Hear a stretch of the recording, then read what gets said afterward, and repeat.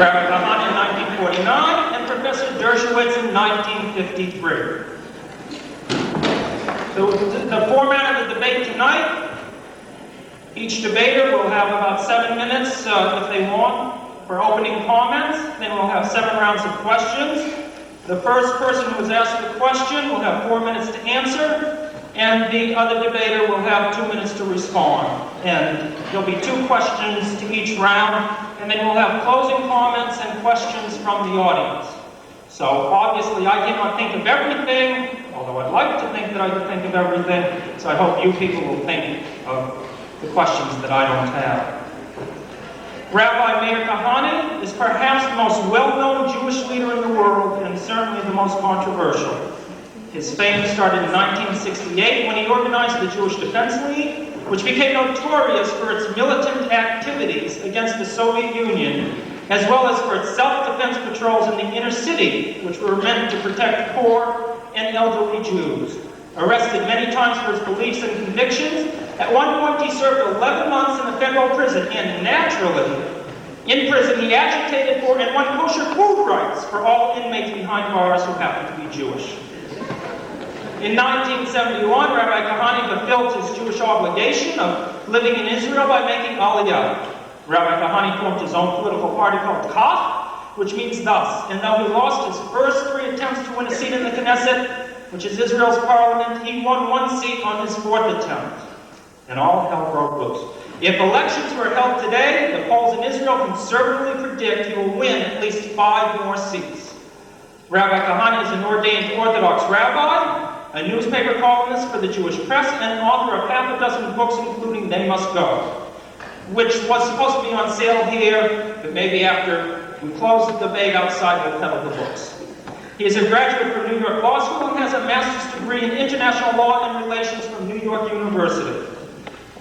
Rabbi Kahane, like Professor Dershowitz, is a sports fan, and I would like to tell you a story about how much of a sports fan he is. Last November, Kahane held a massive rally on behalf of Soviet Jewry. Over 400 people showed up, and 88 were arrested.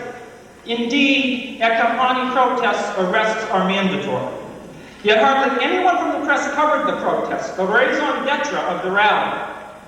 Kahane, after he was released from jail, was scheduled to fly back to Israel that night. In the car, the rabbi was silent. His driver, David Rubin, thought he was depressed because the protests garnered hardly any publicity. After a long interval of silence, Kahane turned to his young driver and said, "At least the Giants won."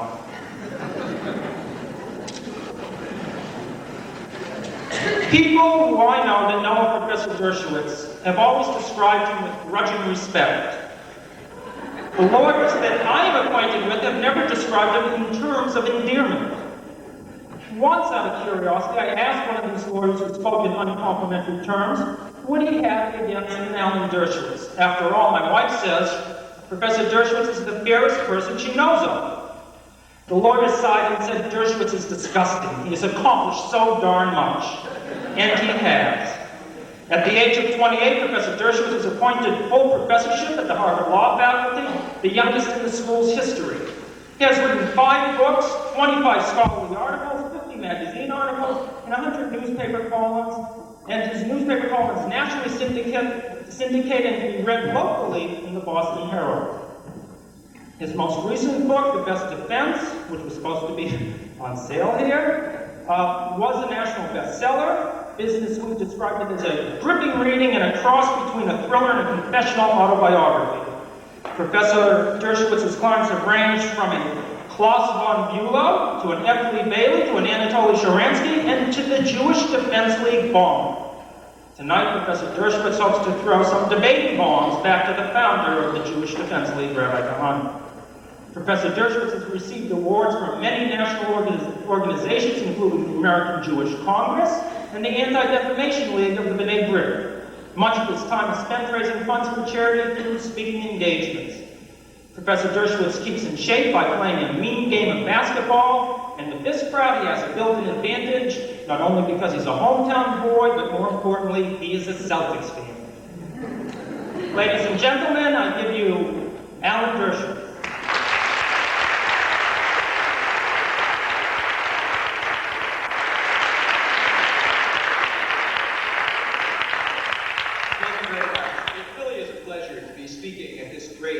meeting house, which for so many years, indeed centuries, has been a focal point of controversial debates. I was told by the curator here tonight that in the 1920s and 30s, debates about birth control were held here over the opposition of the mayor of the city, and other controversial topics were debated here. It's extremely fitting, therefore, that after Boston University allowed the heckler's veto, the threat of violence, to veto an event that this great meeting house came in and allowed this debate to come forward, I finally have figured out where Rabbi Kahane went wrong. To come from Brooklyn and be a Giant fan? My God. We do go back a long time together, not only going on the same debate team. I have a picture of both of us from our Elkanite, the yearly yearbook, but I'm told by my mother, who's the source of all history, apocryphal or otherwise, that my grandfather sold Rabbi Kahane's father the engagement ring, which allowed for him to come into this very world. So I feel some responsibility for...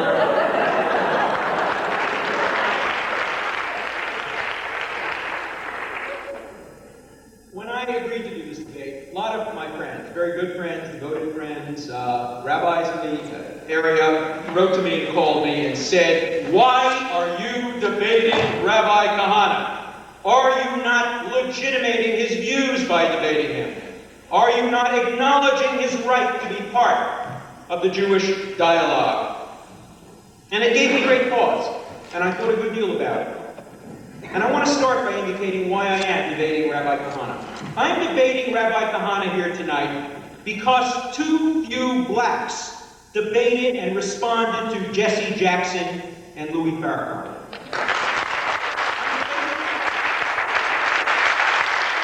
Debating Rabbi Kahane here tonight because no Arabs debate Yasser Arafat. I think it's imperative that the world know not only that the vast majority of Jews repudiate Rabbi Kahane's views, but also why we repudiate those views. I'm here tonight to put the lie to those PLO protesters who stood outside of Rabbi Kahane's talk at Brookline just a month ago and claimed that there are no differences between Rabbi Kahane's views and the views of peace-loving Israelis and peace-loving American Jews and Americans who support Israel. I'm here to also demonstrate my vocal opposition to those Jews, Israelis and American, who seek to silence Rabbi Kahane. On election night in Israel, I sat around the home of a very distinguished judge. We were surrounded by judges and politicians and lawyers and barristers, and as soon as the election results came in, and it was announced that Rabbi Kahane had gotten 25,000 votes, 1.5% or so of the population, and thereby, under Israel's unique system of election, was entitled to one seat in Knesset, immediately, following the groan of disappointment, a conspiracy of silence began. These great, brilliant lawyers sat around that room deciding how they could most effectively quiet Rabbi Kahane in an undemocratic manner.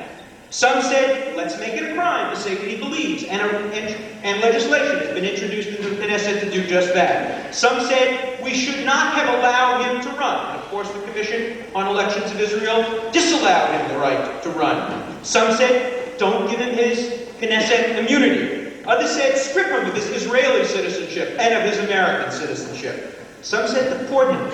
Many said, blacklist him. To me, the democratic response to Rabbi Kahane is to answer him, to compete with him in the marketplace of ideas, to persuade people to reject his ideas on their merits and their demerits.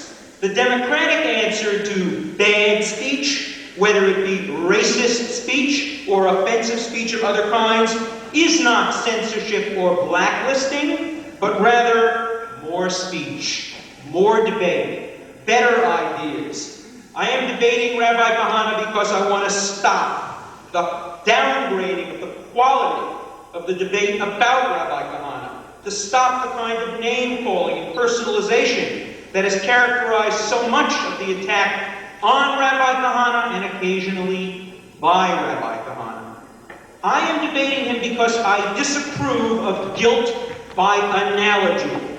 I disapprove of efforts to show that Kahane is, quote, just like Nazis who deported Jews, enacted Nuremberg racial purity laws, and conducted Kristallnachts. These analogies, in my view, constitute the gravest insult to the memory of the 6 million. There is enough wrong with Rabbi Kahane's programs without confusing the issues by false analogies, whether they have been to Hitler, Arafat, Khomeini, or Farrakhan. Kahane's programs are very bad on their own terms.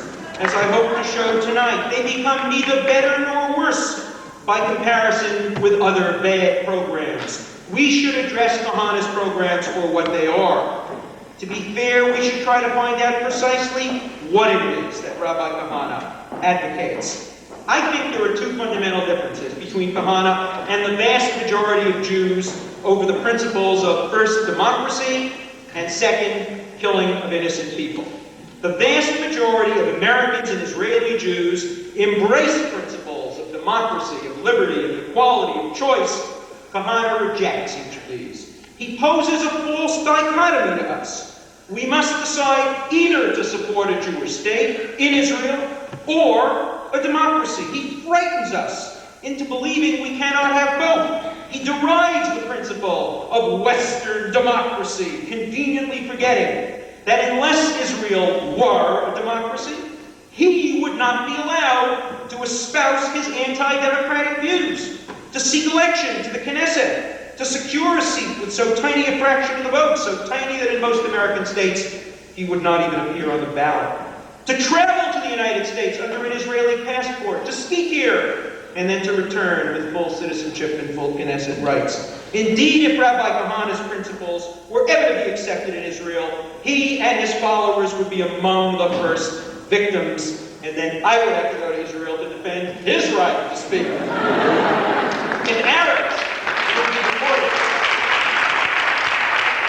if Arabs can be deported because they are dangerous to the security of the state, then it would take little imagination to come up with a rationale for why Kahane should also be supported. Indeed, if a majority vote were taken in Israel today, the Arabs would finish a long second to Kahane in terms of who the majority of Israelis would like to see silenced and deported. It was no coincidence that the Election Commission decided erroneously, in my view, and in the view of the Israeli Supreme Court, that both Kahane and an extremist left-wing Arab Jewish party should be banned from the election. Just one more moment on the killing of innocent people. I know of hardly any principle more sacred than the prohibition against deliberately killing innocent people. Yet it is a central aspect of the Kahane philosophy, a philosophy repeatedly turned to practice with the encouragement of Rabbi Kahane, that it is permissible to deliberately kill innocent people, to deter or take revenge against the killing of other innocent people. Just recently, Rabbi Kahane was quoted as saying the following about the rocket attack on an Arab civilian bus in which an innocent young Arab was killed and 10 others wounded, and I quote from the rabbi, "May the hands which did this be strengthened. It was a brave and noble act." Rabbi Kahane, it was a dastardly and cowardly act. And I ask you, as a rabbi, how you can justify encouraging the deliberate murder of innocent people, whether Arab or Jews. Thank you.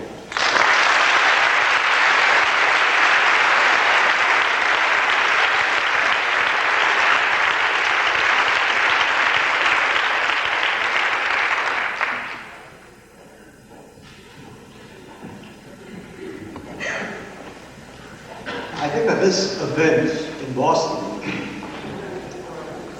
is an historical in the sense that for the first time,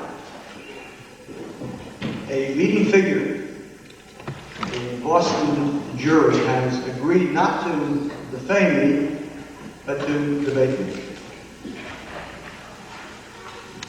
I think that people who are unable to debate defame and label.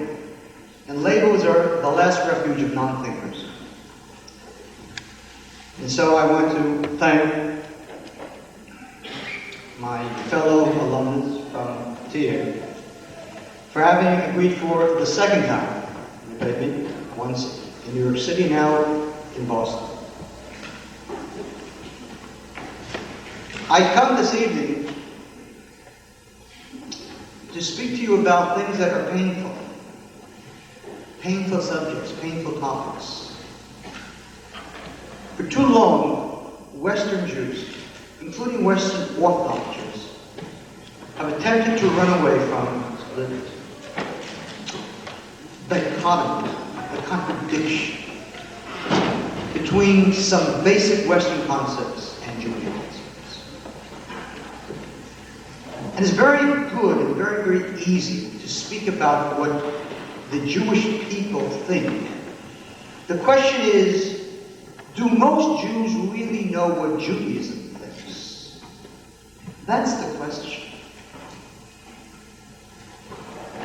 The question is not whether 1% of the people voted for me in Israel, or whether that's a large amount or a small amount. The question isn't whether I made the investment. The question is, are the things that I speak the truth? I don't hate Arabs. I love Jews. And there's a great, great difference. We are faced with a problem, and that problem is the contradiction between Zionism, between Judaism on the one hand, and Western democracy on the other hand. And that's not merely a frightening charge, it's a fact. And we have to deal with it. The question isn't, are there good Arabs or bad Arabs? I think it's content to the Arab to state that a good Arab will accept living in the state of Israel. What Arab wants to live in a state which defines itself legally, de jure, as the Jewish state? What Arab in Israel? What citizen of Israel? What Arab citizen of Israel stands up every morning and thinks of the fact that his national anthem, Hatikva, speaks such words as Nefesh Yehudi Homiya, the soul of a Jew yearns? What Arab can sing those words? And when Tufik Tubi, a Communist Party Arab member of Knesset, opposed a proposed bill to make that the official national anthem of Israel, I understood him. I understood Tufik Tubi, because I understand the Arabs, and they understand me, and neither of us can understand Professor Dershowitz.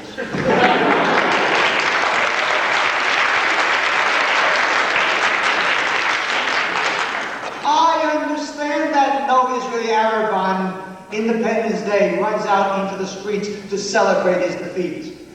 I understand that. I understand that when the Arab lives in a state which has a law of return which applies to Jews only, he isn't happy about that. And I understand that if Israel will be a Western democracy which allows Arabs and Jews to have equal rights, political rights, that someday they could become the majority. And then there will not be a Jewish state for no Arab, no self-respecting Arab, and they are all self-respecting Arabs. They all have national pride. No Arab, if he has a majority, will ever agree to live in a state which calls itself the Jewish state. And there will be a law of return for Arabs, and rightly so, under democracy. That is the problem. I live in Israel. I don't live in Boston. I live in a country in which the Galilee already has a majority of Arabs. I live in a country where last week, in the Galilee, an Israeli army vehicle was firebombed on the road between Nazareth and Kfar Kama. And that's what will happen again and again. I was at Hebrew University, where 300 Arab students sang the PLO national anthem. They were all Israelis. I'm in a country in which the campuses, Hebrew University, Haifa University, and Tel Aviv, are putting out the future Arab leaders of the PLO. And I understand it. And that's why I say they must go. Because if they don't go, we will go. innocent people. This is a picture of a man named David Raziel. He's a national hero today. There is a village named after him, Ramat Raziel. Streets in Jerusalem, in Haifa, in Netanya, named after Raziel. Do you know who this hero was? There is a stamp in Israel with his picture on it. You know who David Raziel was? He was head of the Irgun in the 1930s. The Irgun was the underground, same kind of people who today sit in the prison in Israel, in Tel Mond. In the 1930s, the Arabs rioted and killed Jews. 510 Jews were murdered between 1936 and 1938. The official reaction of the Jews was that of a professor, Dershowitz. Havlaga, self-restraint. We don't sink to their level. They shoot us and we bury our dead. David Raziel did not accept that. He accepted the Jewish concept, which is in the Talmud, and which means he who comes to slay you, slay him first. David Raziel, the national hero of Israel, planted a bomb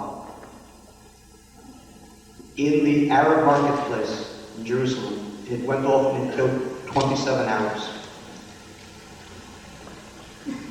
I'm not happy about that. He wasn't happy about that. But who are we to speak to innocent Jews, to dead Jews, and say, we don't know exactly who the murderers are, so therefore we can't do anything. I don't want to kill Arabs. With God's help, when I become the Prime Minister of Israel, not a single Arab will ever be killed in Israel, because not a single Arab will be there.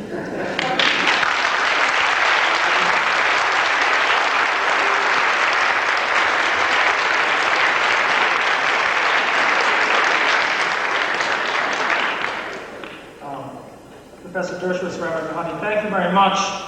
Unfortunately, you're answering my 5th, 6th, and 7th questions before I even ask them, so we'll have to go back to the beginning. The first question will go to Rabbi Kahane. He will have 4 minutes with which to answer, and Professor Dershowitz will have 2 minutes to respond. Rabbi Kahane, why be Jewish? The laws of Judaism handed down over 3,000 years ago seem to have little bearing to the world today. For example, a Jewish law says that it is forbidden to open the door of a refrigerator on Shabbos because the inside light goes on. Isn't that out of date? Refrigerators did not exist 3,000 years ago. Rabbi Kahane, why be Jewish?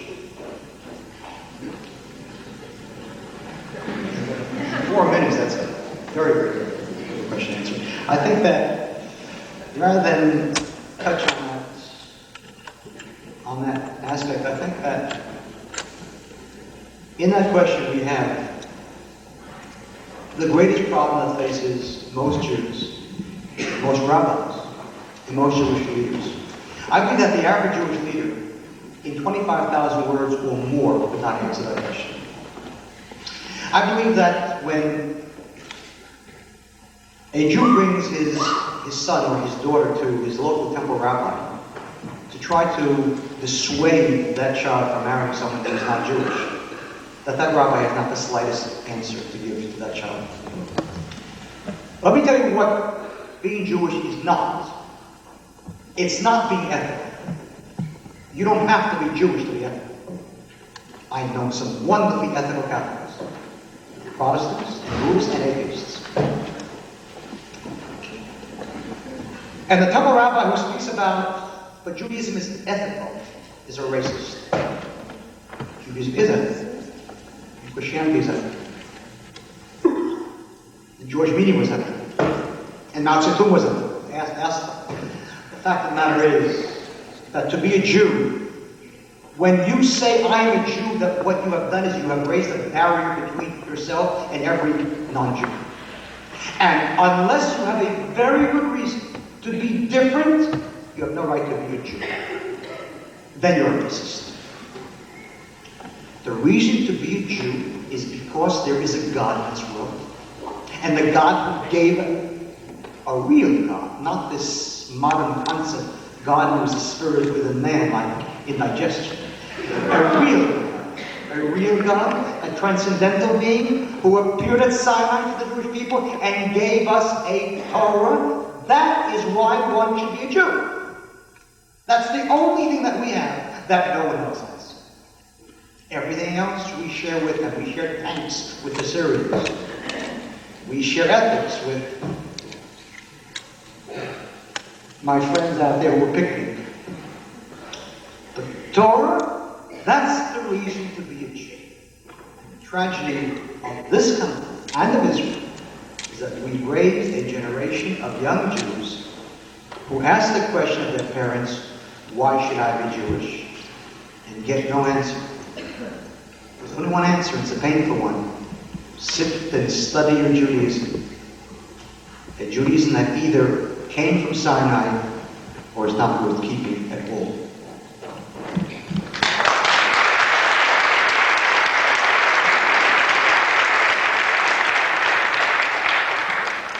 There is not only one answer to why I'm Jewish. Jewishness is a great tradition that goes back many thousands of years. Indeed, it is many traditions reflected in a variety of different ways. Jewishness to me is a choice and a challenge.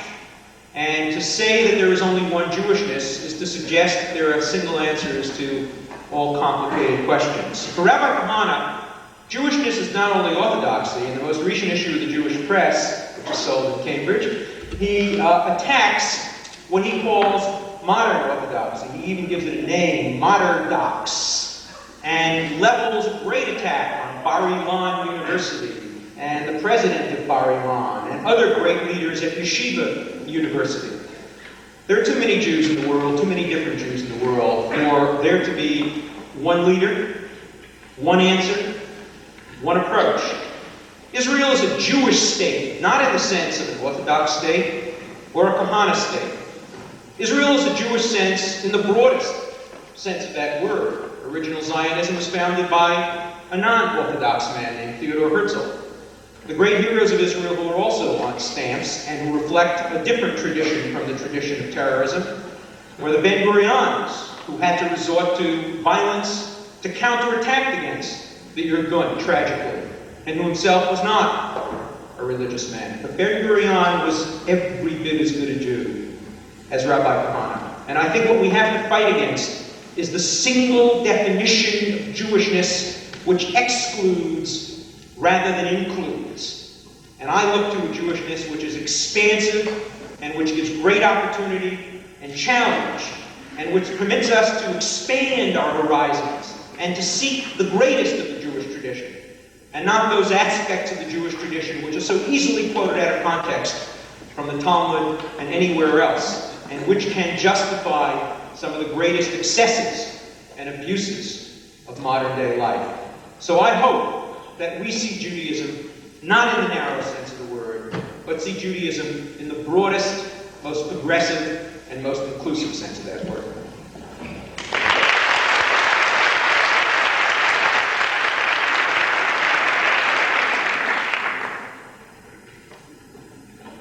Professor Dershowitz, Rabbi Kahane tells a parable about a traveler passing a barn. Painted on the side of the barn are many targets, and in each target an arrow has hit the bullseye. The traveler goes up to the farmer to praise him on his wonderful marksmanship and ask him how he has managed to perfect his skills. The farmer says his marksmanship was easier than it looks because all he did was to shoot an arrow at the barn, and wherever it landed, he painted a bullseye around it. Professor Dershowitz, aren't Jews like myself and yourself, who are less than halakhically pure, who don't follow the Jewish code exactly? Aren't we hypocritical in our approach to Judaism? Shouldn't we obey God's laws without questioning them? And how would you define the essence of Judaism? Well, it's much the same question. No, I don't think we're hypocritical. I don't think there is pure Judaism and all the rest of it is some kind of a varnish. I think everybody in every generation must define its Jewishness for itself.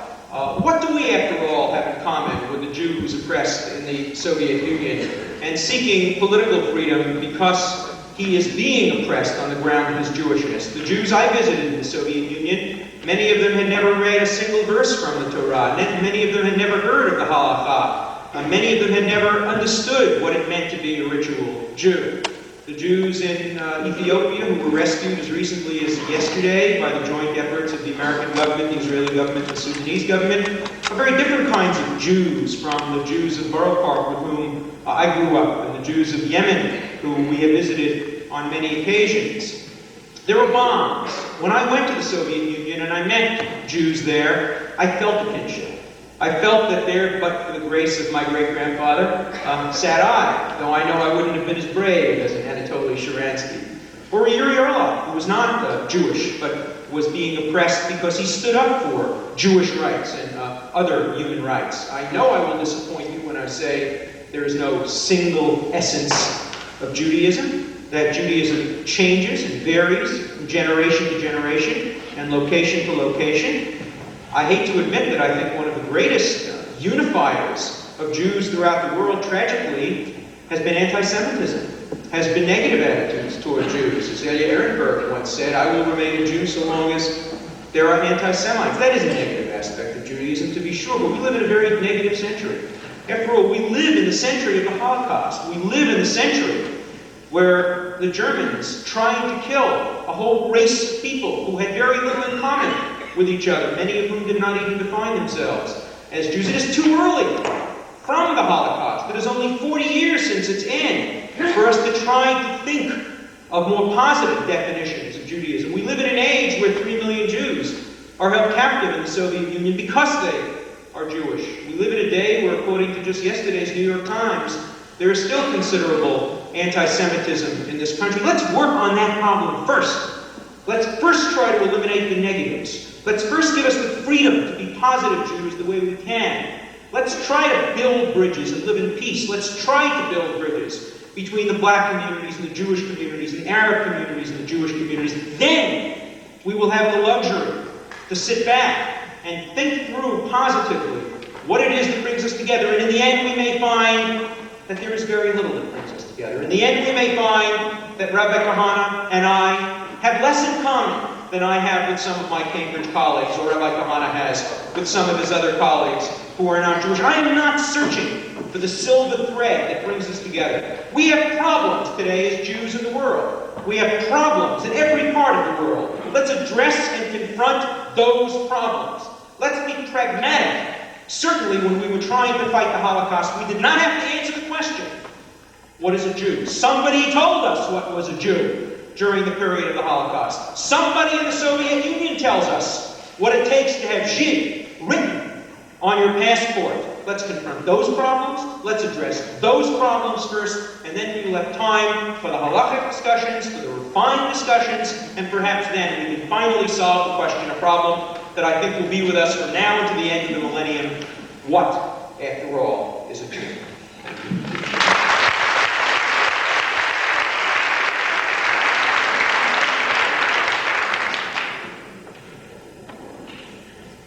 I think that there is no question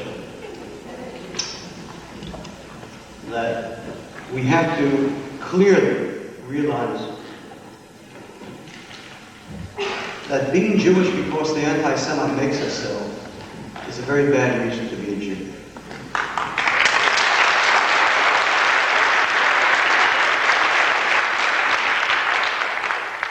Of course, I don't excommunicate any Jew.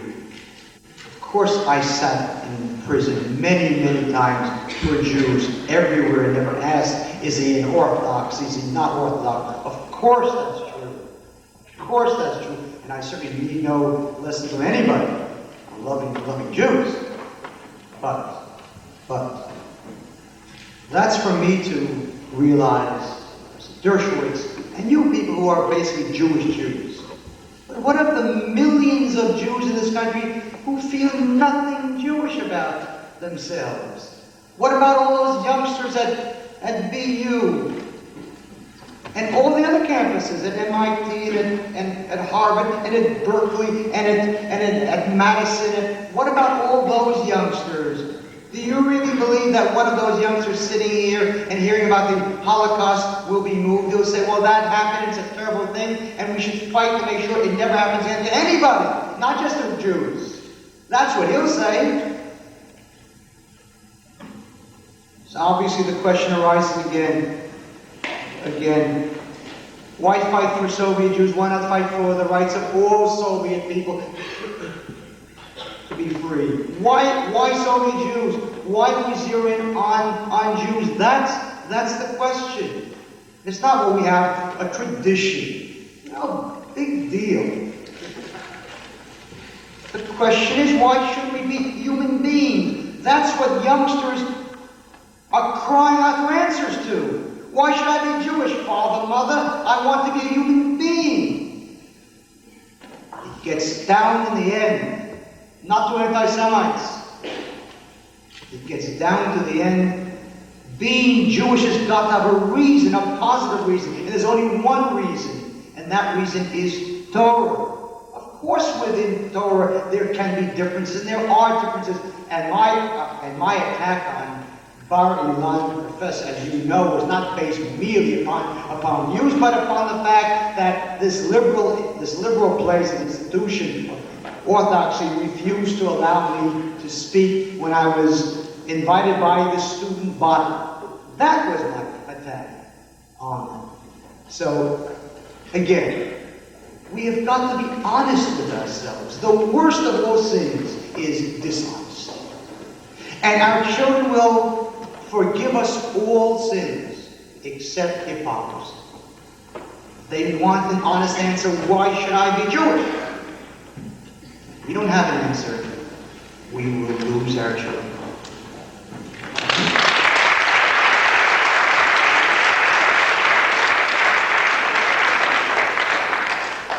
Rabbi Kahane, you are constantly rallying against the West, criticizing Jews for what you call their westernized, Hellenized, gentilized concepts. Doesn't the West have much that is good about it? What happens when Jewish concepts conflict with scientific concepts, such as with skin grafts? And how would you define the essence of Judaism?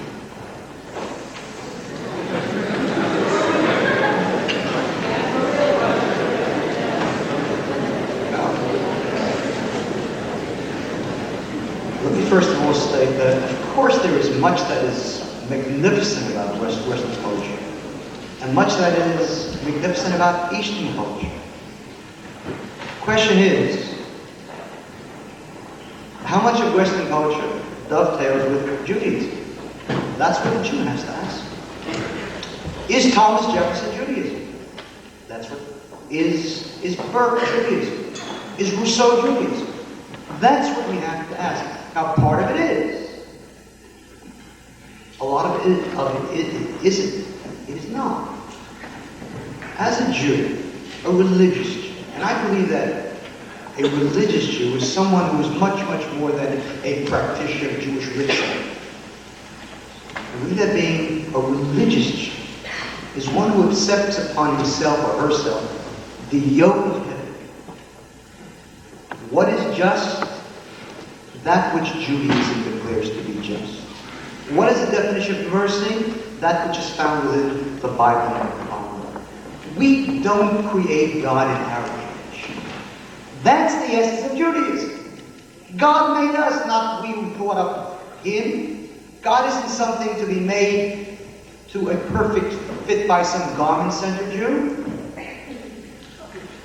When we observe what we believe, then we are not following Judaism. We are following Cohenism if our name is Cohen, or Goldbergism if our name is Goldberg, or Dershowitzism if our name is Dershowitz.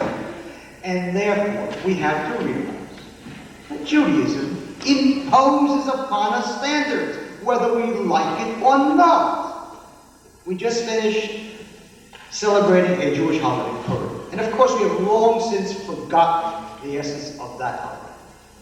Become Purim is fun. Most people keep Purim and Hanukkah because it's easy. The rabbis tell us that Haman arose because of the fact that years earlier King Saul refused to wipe out the entire people. Amalek. Now can you imagine, consider that kind of, here is a commandment to wipe out the entire people. Doesn't make me happy, because I'm a Western Jew. I was raised in Brooklyn. I was raised in the spirit of Thomas Jefferson and all of the rest. And it's a tremendous conflict, but I overcame it.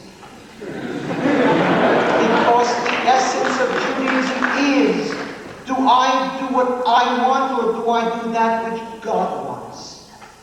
And we have to face up to it. There is no escaping it. And if one were to ask me, why is it that they hate you so much? Why is it that in Israel they don't hate Gush Emunim? They oppose it. The leftists oppose it, but they don't hate it. The leftists are opposed to Tchiyah, but they don't. Why do they hate you? Because I touch the most sensitive and the rawest of all nerves.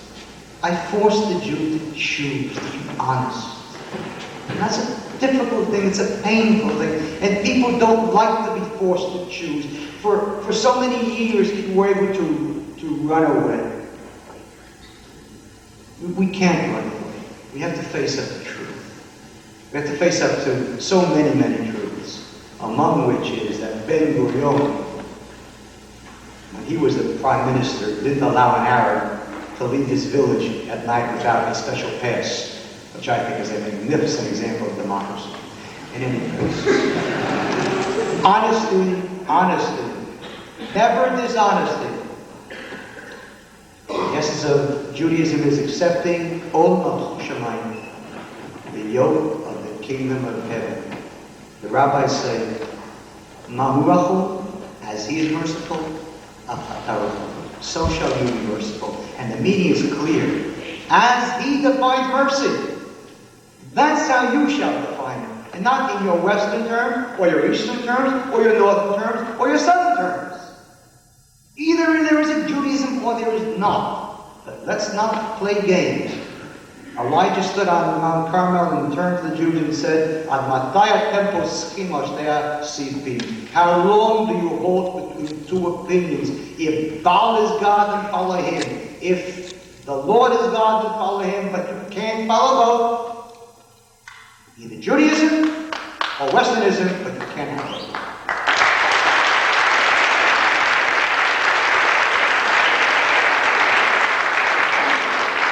I hope this question gives me an opportunity to shift away from what I think are meaningless discussions, essentially.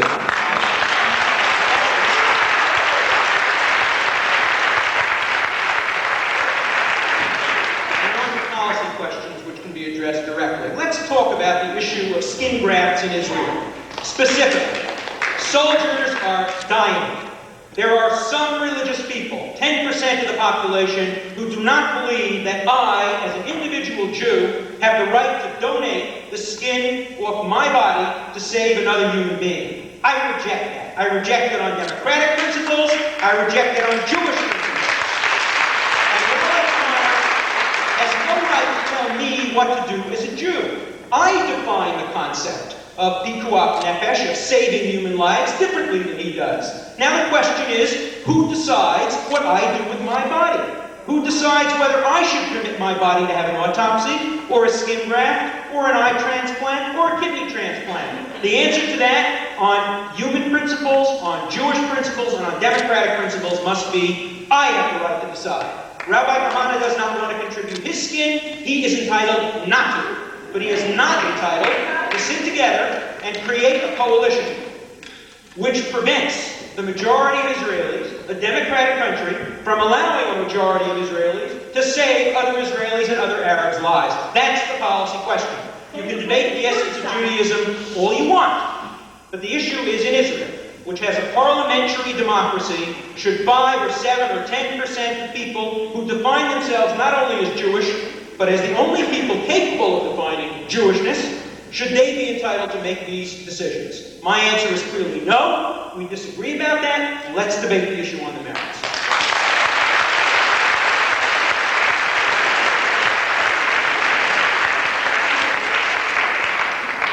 Professor Dershowitz, to say one is Jewish implies that Judaism is some way superior to other religions. Therefore, isn't it about time that Islam's third holiest shrine, the Dome of the Rock, be moved from Jerusalem since it was built on the site of the Second Temple, the holiest site in all of Judaism? And if not, are you in favor of the present law which forbids Jews from praying at the Dome of the Rock? I certainly do not in any way suggest that Jewishness or any other religion is superior to any other. I think it's an absurd concept of religion to say that because you are a devoted advocate of one religion, you somehow have to think of yourself as being superior to any other religion. There is nothing in Jewishness, there is nothing in my upbringing which in any way suggests that. I was taught by my grandparents and great-grandparents and parents that to be Jewish is not to be superior. Yes, it's to be somewhat different in the same way as any other adherence or affiliation distinguishes you in some way to be defined by your own. No, I don't think either that the current law which forbids Jews from praying on the holy mountain site is good, nor do I believe that the Dome of the Rock should be replaced in some way. The Dome of the Rock is a very holy site. So is the place in which the Dome of the Rock was located. I think that once you have a debate about which religion is the right religion, which religion is the only religion, which religion shall control a particular geographic area, there's only one way to resolve it. The way it has been resolved historically through religious conflict at the beginning of time, bloodshed, warfare. I am not in favor of religious internecine warfare. There have to be ways of resolving this. If a group of smart Jewish lawyers can't figure out a way of developing a condominium concept, or the temple and the dome. Look, let's build up. We can build up on top of the temple. We know that real estate values are much better when you're higher up. Let's leave the dome the way it is. Let's allow the temple to be built up on the top. I don't mean to mock it. I mean to seriously suggest that we have to move toward compromise. Today, the compromise is very simple. And it's it's difficult in some ways, it's simple in outward. And that is, the religious sites generally in Jerusalem are controlled by religious authorities. Christian religious authorities control Christian religious sites, Muslim religious authorities control Muslim religious sites, and Jewish religious authorities control Jewish religious sites. There's a conflict over several of the sites. We cannot expect either side to give in. We have to come up with creative ways and creative devices. There also have to be rights for the non-religious. And that is, I don't think Jewish authorities should be entitled to tell a Jew who doesn't believe in a particular halachic rule that says a Jew may not step on or pray in or go near the site of the old temple. I don't think the Jew should be prevented from doing that. I think Jews who want to comply with halakha should understand that there are halachic prohibitions against that. I also don't believe that Rabbi Kahane should be prevented from praying at a site that he regards as holy just because Arabs also regard that site as holy. We have to compromise. Compromise is the essence of resolving religious disputes. But I certainly do not believe that Israel, because it is the government in power, should any more deny Arabs the right to control their religious sites than the abominable situation that existed when Jordan controlled eastern Jerusalem and prevented Jews from going to its holy sites. We must compromise. We must resolve these things without bloodshed. And the hardest way to do that is to give the authority to make these decisions to the most intractable and uncompromising of religious leaders. In the end, a conflict between two religions is a political dispute. And the political dispute should be resolved by politicians, by people who know how to compromise, by diplomats, by people who can work things out. The only other alternative is bloodshed and warfare, and I think we've had just about enough of that.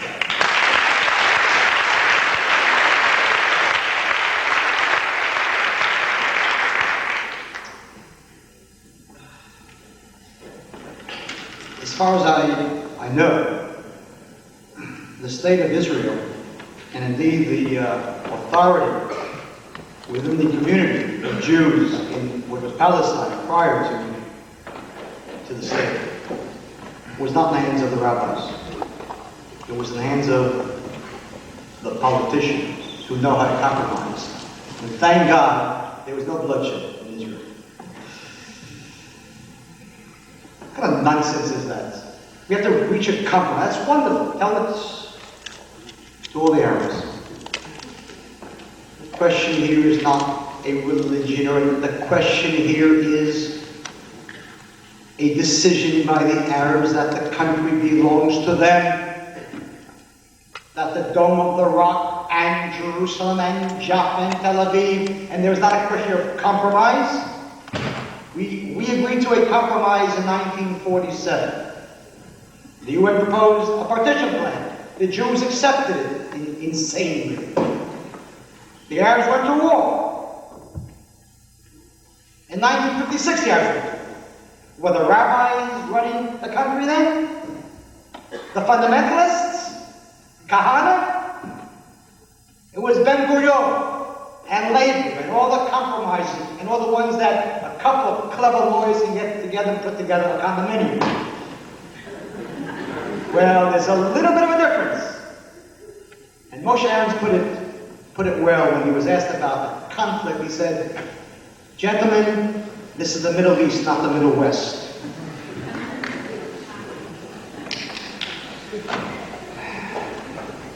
I don't know what your parents told you about Jews being different or better. I know that every single holiday, and I assume that on Passover, when you go to the synagogue, you will say, "Ata b'chaltanu mikol ha'amim." You have chosen us from all the nations. "V'humontanu mikol halashonot," and raised us up from all tongues. Stop the nonsense. The problem with most Jews is that they don't want goyim to hear that Jews think that they have the truth. We do. We do.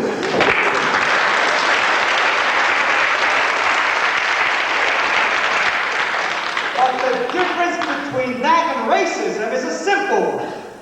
A racist is one who says, "I am better than you permanently, and you can never be as good as I am." And Jews don't say that.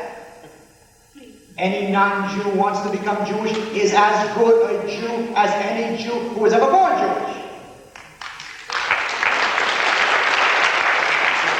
But this despicable ghetto kind of a mentality, I don't want to be worse than you, but I'm not better than you. But we do have the truth. We do have the truth. Every Baptist knows that God gave us the Torah at Mount Sinai. The trouble is that most Jews don't.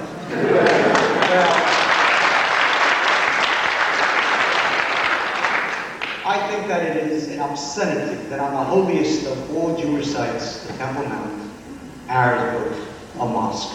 What would the Arabs, what would the Muslim world say if I tomorrow morning went to Mecca and built a little shtibel on the Kaaba? Would we hear about some compromises and you take the upper chamber, with the lower chamber? No. I would oppose any Jew ever desecrating a Muslim holy site. I would be bitterly opposed to it. And I bitterly oppose the fact that Muslims came and desecrated the holy site in Judaism.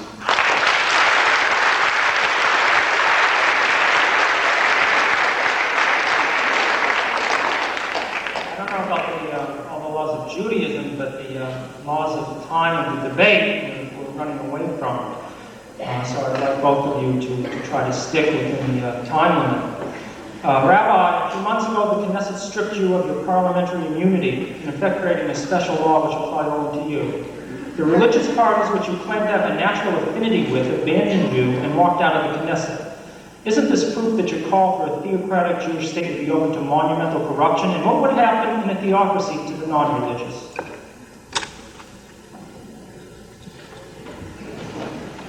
I'm not exactly sure that I got the connection between the first point and the second point. The fact is that on the first point, I was stripped of a part immunity. That part which allows a Knesset member to travel freely throughout the country anytime and any place that he so wishes. That part has been taken from me. It is the first and only time that this has ever happened. We have gone forced to the High Court, and we have asked an injunction. The hearing on it will be held April 1st.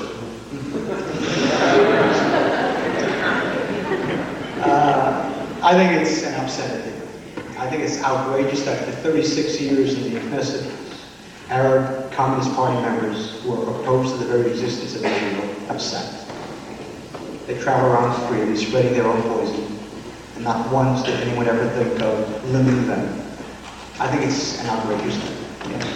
As far as the Orthodox parties, voting for it, not voting for it, walking out of the Knesset, I don't think that that's relevant. I think that we can only mention one thing about it, and that is that both the right-wing nationalist parties and the Orthodox parties would like to see me out of the Knesset because of the fact that all the polls show us in the next election, with God's help, getting many more seats. So I think that's probably why they abstained. As far as what would happen to Jews in theocracy, I spoke about being honest. Let's be honest. Judaism is not democracy. If Judaism is God's law, do you really believe that God said, all right, now I want you all to every 4 years vote on whether we should keep the Sabbath? Now, one can reject Judaism. This is fine. And one can reject the fact that Torah comes from Sinai, and that's fine. That's at least this is honest. But if we believe that Judaism is God's word, do you really believe that democracy and Judaism are compatible? Democracy is a pragmatic concept. For all those people who don't know the truth, there must be democracy. Because who are you to tell me what is the truth? That's why democracy is not truth. It's a practical concept for people who don't know the truth. For all the Margaret Meads of this world, who say that there is no objective truth, and they prove it by showing that she visited a South Sea Pacific island, and that people eat their mothers-in-law. Ergo, it is not wrong to eat one's mother. It is a cultural aberration. Now, so, for those people, there must be democracy, because there are no objective truths. And that I can certainly see. But given the hypothesis, given the presumption that Judaism is truth, how in the world can you expect an Orthodox rabbi to agree to a system which every 4 years allows people to decide, we don't want the truth? So you want honesty, you always get it from me. Theocracy is a system which demands that the Jews keep God's law.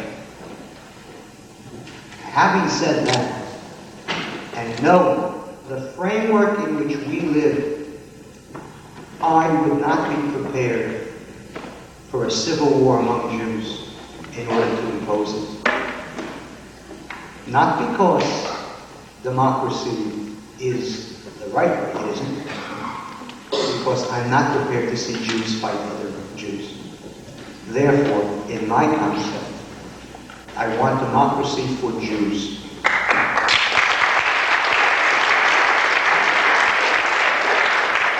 With the hope that someday they'll sit and learn and realize what that truth is, and by themselves accept it and impose it on themselves.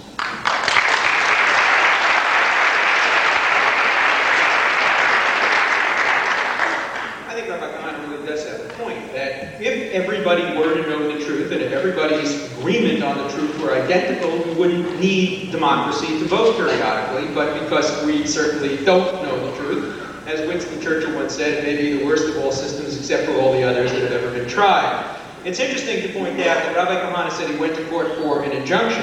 Let's be clear about what Rabbi Kahane did. He went to a Western court of Harvard-trained Hellenistic lawyers and sought to have them grant an injunction citing the principles of Thomas Jefferson, because principles of Jewish law would not entitle him to an injunction.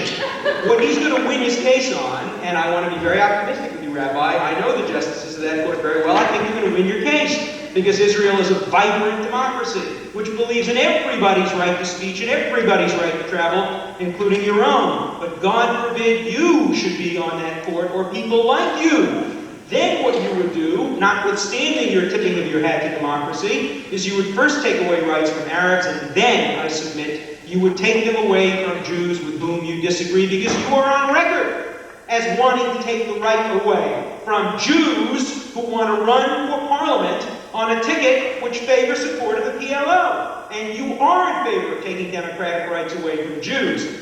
And if your own principles were applicable to you, you would today be sitting in the same prison in Tel Mond where terrorists who have tragically followed some of your dictates sit awaiting a fair trial, which is going to be given to them not on the Jewish law, but on the democratic law.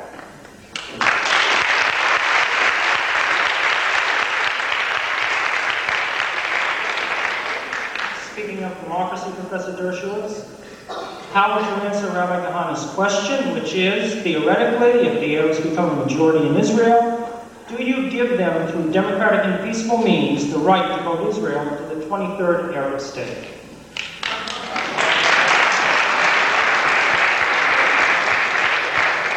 We don't even have to reach that issue. What if Jews decide by democratic principles to vote against principles that Rabbi Kahane holds sacred? What if Jews tomorrow were to vote to repeal the law of return? I would fight tooth and nail against that. I think the law of return is an essential law for Israel. The law of return is a historic necessity. The existence of a Jewish state is a historic necessity. Anybody who reads the current literature that is coming out about the American abandonment of the Jews, about the Canadian abandonment of the Jews, about the Western abandonment of the Jews, understands the Holocaust could not have been carried out just by Adolf Hitler and the Nazis. The Holocaust is an American responsibility, a Canadian responsibility, a South American responsibility, a European responsibility, an Arab responsibility.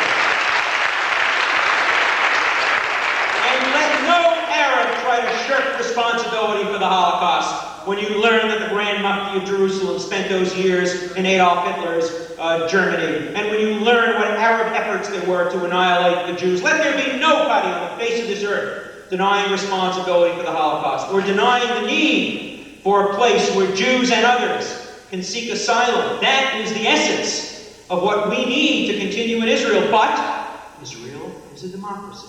And if Rabbi Kahane and I together fail in our efforts to persuade Jews to maintain the law of return, then we will have lost our fight for democracy, much like in the United States. The old conundrum, Rabbi Kahane's conundrum is not new. I heard it many, many years ago from people who said, what if communists were to take over the United States by democratic means and seek to repeal the First Amendment? That's not an answer. That's a challenge. We have to fight against that. We have to persuade the people of this country that the First Amendment and the Fourth Amendment and the Fifth Amendment retain their viability, and hope that by democratic principles, we in the United States will preserve our liberties. The fact that there is an increase in Arab population at the same time as there are increases in Jewish population poses a challenge. A challenge for increased aliyah, a challenge to try to open the gates of the Soviet Union, a challenge for airlifts to get Ethiopian Jews into Israel.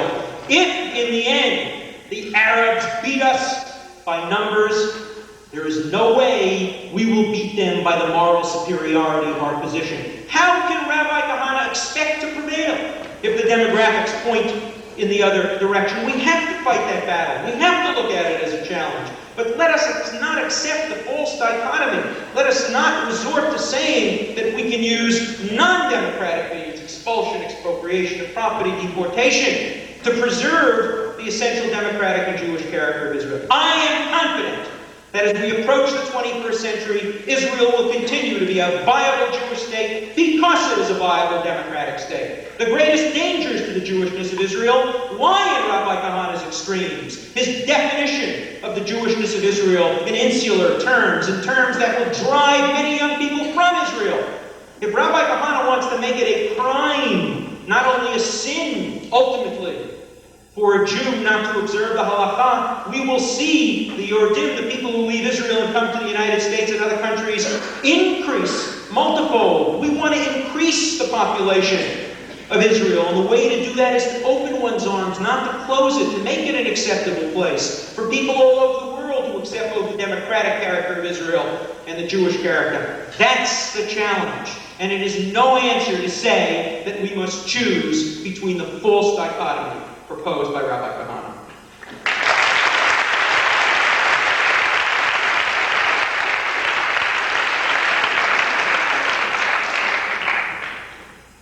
I must say that I was impressed. Dr. Dershowitz took 4 minutes brilliantly not answering the question. The question wasn't whether it's a challenge. Of course it's a challenge. Agreed, it is a challenge. The question was, assuming that the Arabs beat us, would you be willing to accept it?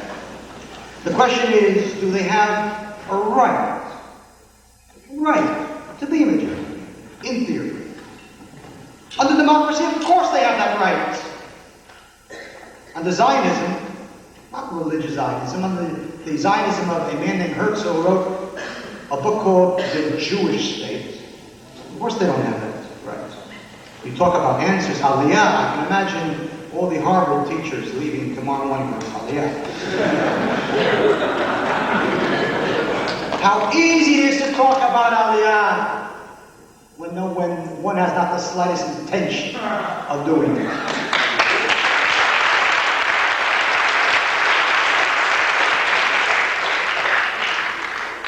The truth of the matter is that Jews are leaving Israel for many, many reasons. It's certainly not because of Kahane.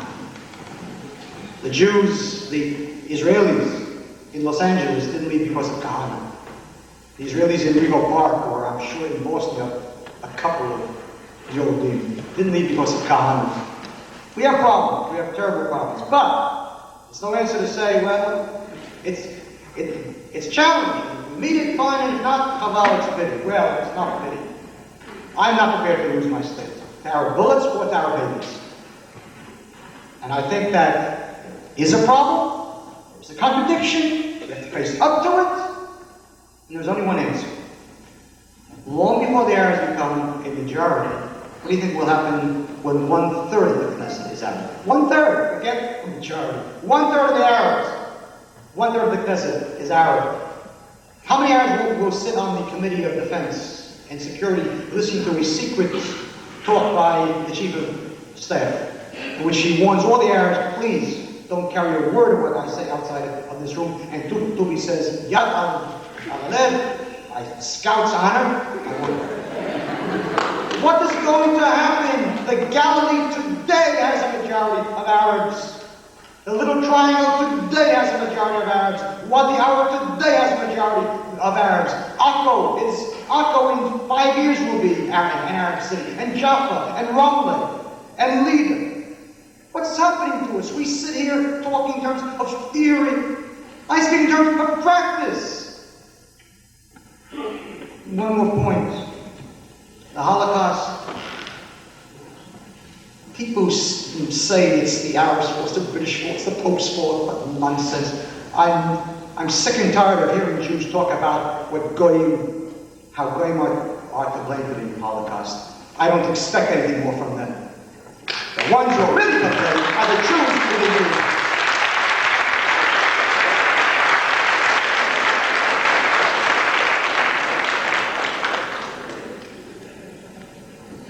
I have to skip some questions because some of the responses are as long as the answers. Rabbi Kahane, you have praised, as Professor Dershowitz pointed out, the so-called Jewish terrorists for their attack upon innocent Arabs. Aren't these vigilantes dangerous people? And how can you condone this lawless activity that would certainly lead Israel down the road to anarchy?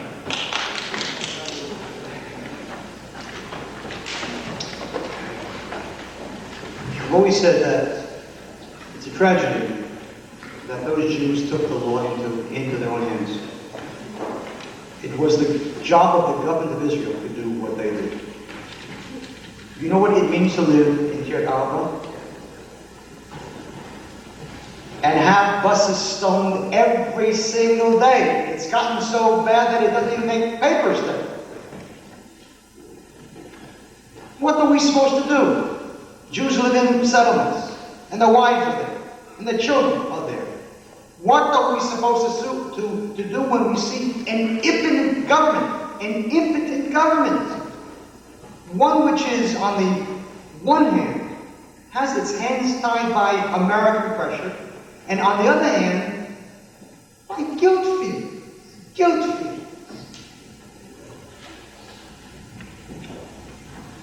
They're not terrorists. They're heroes.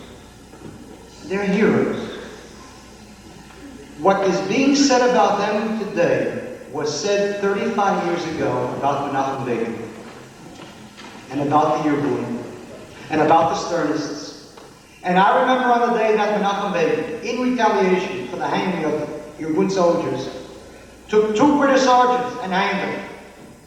And I remember the outcry, fascist and terrorist and murderer. But that was the last Irgun soldier that was ever hanged. What are we supposed to do? That's not a nice war. It's a terror war. We're dealing with a dirty enemy who doesn't play fair. He hides behind the mask of Arabs. He blends in with them.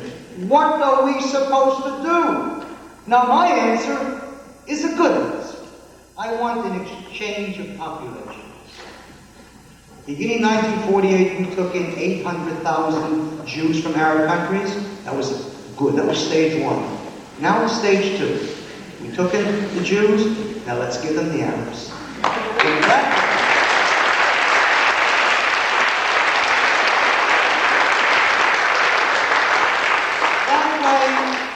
No Arab will be killed in Israel. And this way Arabs will be killed. In 5 years Israel will be a Northern Ireland in Galilee. You'll see Arabs and Jews killed every single week there. That's the truth. I don't want to see Arabs killed. And I certainly don't want to see Jews killed. I wish the Arabs well. I wish them the best elsewhere. And that is the answer. Otherwise we will have blood. And I want to tell you, that part of this incredible, this insane, immoral ethics, this immoral moralism, during the war in Lebanon, from the early days on, do you know how many Jewish soldiers died needlessly? Because they were given orders not to attack PLO concentrations if they were in villages. So they had to go in without firepower and without air power. And my son was there. He said Jews were picked up by snipers because of this immoral concept. If you're in a war, you're in a war. And during World War II, when the Allied bombers bombed German cities, who do you think that they were killing? Generals? SS troops? It was a war against the German people. And their purpose was to break the German people's spirit. And they did. We're in a war today with a bitter enemy. Those Arab civilians. General Adam, Uti Adam, was killed by a 12-year-old boy. It's a dirty war. It's a miserable war. I wish it didn't exist. I wish that my son would not have to go to Lebanon. I wish that I don't have to go to Lebanon. I wish that no Jew would have to go to Lebanon. But we have to go. It's a war. It's a dirty war. And those so-called terrorists were attempting to put the fear of God into the Arabs. Because the only thing that the Arab will ever understand is fear. And that's why most of my voters are Sephardic Jews. They're the last sane people left in the country. They're untouched as yet by college professors. They live with Arabs. They live with Arabs. They live under Arabs. They know what Arabs are. They never again want to live under Arabs. Terrorism? These are the Maccabees of our time. They didn't have to do this. They did it not for themselves. They did it for the Jewish people.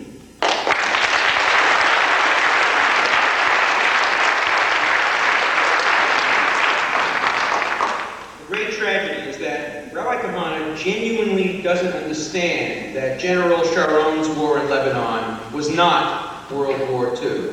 That what might be justified in a war for the survival of humanity, World War II, is not justified in a preemptive war, which may have had some justification in terms of a cordon sanitaire, in terms of a 12 or 15 mile. That the necessity for fighting that war into the city of Beirut was far more questionable, and that the Israeli army in general acted with great distinction in not fire-bombing innocent villages and in not killing innocent people. It is the essence of racism to talk about the Arab. To say what Rabbi Kahane said in his opening remark, well, quote, we don't know exactly who killed, so it's perfectly proper to use terrorist attacks against anybody who's an Arab.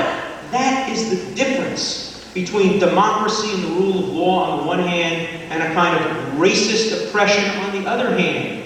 Call it by any name, but if you direct a bomb against a young Arab just because he is an Arab by ethnic background, that is racism. We have to decide exactly who the culprit was. We can't do what the Germans did. And when a Jew in Nazi Germany killed somebody, the Germans said, we couldn't figure out exactly which Jew might have done it, so we're going to take 1,000 Jews from the village and kill them. We can't emulate those who have been most barbarous in response. We cannot use these kinds of weapons and lower ourselves to an uncivilized status. Now, I agree with Rabbi Kahane, there is a problem. Israel should not become a northern island. I would like to sit down and see whether some kind of territorial compromise is not possible, whereby large Arab population centers become parts of an adjoining Arab state, whether it be a Palestinian state or Jordan, which is a Palestinian state, expanded in some way. I'd like to see an exchange of population.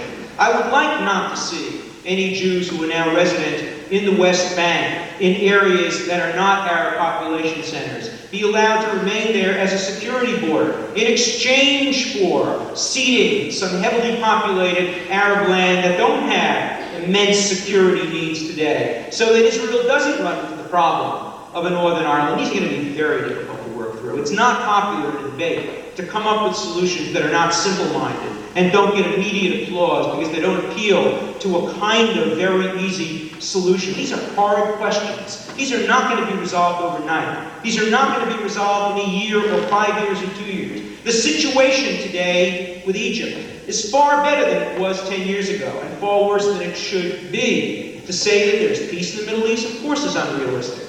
To say that there's more peace than there was 7 or 8 or 10 years ago is not at all realistic. One has to assess the net benefits and the net disadvantages of an operation like Operation Peace in Galilee. Israelis are assessing it, and Israelis are coming back today in increasing numbers with some negative conclusions about the second phase of the operation in Lebanon. It's for Israel to decide those questions. They are doing it in an intelligent, in a rational, and in a democratic manner. And I suspect that when a time comes to vote and to see how the Israelis evaluate the operations in Lebanon, we're going to see some very, very mixed results. We're seeing, as I think it was said in the New York Times yesterday, that there's an enormous amount of support for Israeli strategic, long-term goals, and the long-term goals are withdrawal from Lebanon, and that they're on the tactical goals, in fact, on the tactical goals of how Israel gets out of Lebanon. The Israelis tend to be very hawkish. Let's protect the Israeli soldiers. On the long-term goals, the public opinion polls show that Israelis are increasingly dovish. These are problems that are not going to provide for simple solutions, and they will be resolved in a democratic fashion by Israelis like Rabbi Kahane, whose children and whose bodies are on the line. This is not for Americans to debate in democratic parliaments here or in great halls like this here. These are debates that must occur in Israel. They are occurring in Israel forcefully and openly. The great response that the Israeli people gave to the massacres at Shatila and Sabra are what the world must listen to. The fact that there is dispute and debate about what's going on there, and not to look only at Rabbi Kahane as a representative of some of the worst aspects, of some of the worst feelings, and some of the worst instincts that people have in Israel. I agree with him. He does appeal to a segment of the Israeli society, and he does appeal to a segment of the Israeli society that tends to share some of those racist views. And it tells us something, that some of these people come from different backgrounds, but those are not the best traditions that exist in Israel. Most Israelis want peace, and they want peace with justice.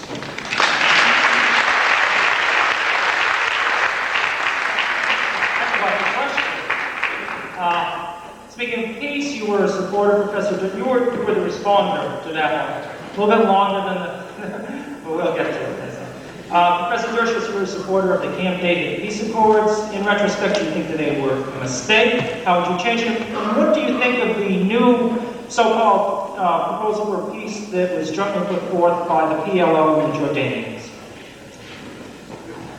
I firmly believe that peace is a process and that we will not achieve peace in the Middle East by some breakthrough of magical nature. I do support, not only do I support the Camp David agreements, I take great pride in the fact that 3 of my former students were instrumental in drafting the Camp David agreements. And Aaron Barak said it was an all-Harvard agreement because Stuart Eisenstadt did it for the American side, Aaron Barak trained at Harvard did it for the Israeli side, and El Boaz trained at Harvard did it for the Egyptian side. Notwithstanding that pride, I think the Camp David agreements were a very important first step forward. As somebody once said, I think, there can be no war in the Middle East without Egypt, and there can be no peace without Syria. We are now at the phase in which we are not with war, and we are not with peace. I think the step forward was a very important one. It showed that there can be a status somewhere between peace and war, which is better than the status of complete warfare. The proposals that have recently been made by the PLO reflect great dissension within the PLO. I think the PLO is a terrorist organization which has a multifaceted leadership. And I think what Israel ought to be doing now is trying to strengthen the hand of, I hate to use the word moderates, because they are not moderates. The moderate wing of the PLO, by any standards, is an extremist wing, and the extremist wing is an unthinkably brutal wing. But I think Israel, the only game in town today, is the PLO leadership. And I think trying to sit down with a mixed delegation of Palestinians and Jordanians and Egyptians is going to be an essential step. I think what has to happen is that the Israeli leadership, and I'm glad to see that the leadership under the current Prime Minister is being considerably more flexible about these matters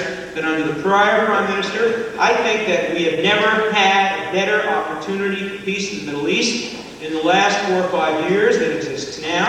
And I hope and pray that both the Israelis, the Egyptians, the Jordanians, and those elements, both within the Palestinians and within the PLO, will see that it's to their mutual benefit and advantage to work this out. And nobody is going to come to a peace agreement of the kind that Rabbi Kahane would like to see. A magical solution whereby suddenly there are no belligerencies, there are no warfares, there are no terrorists. There's going to be terrorism in Israel.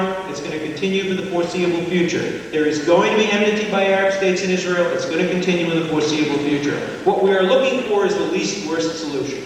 The least worst solution is far from the best solution. And I think we are making steps forward to see steps in that direction become realities. And I am very optimistic today that we can see progress toward a kind of peace that many American Jews, many Israeli Jews, and many moderates would find acceptable. That's the furthest I'm prepared to go. Again, I can't give you magical solutions. If I could, I could be in politics today. I wouldn't be up here trying to argue the pros and cons of various incremental steps. I think these incremental steps are important. I support them. I support Camp David. I support American efforts today to try to achieve peace. And I support the recent closer ties between the Israeli government and the American government. And I'm optimistic that these will lead in the right direction, if not to the right immediate solutions.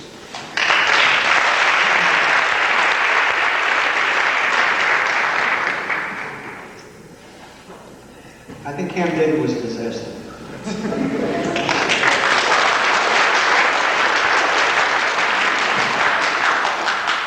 As someone who served in the Sinai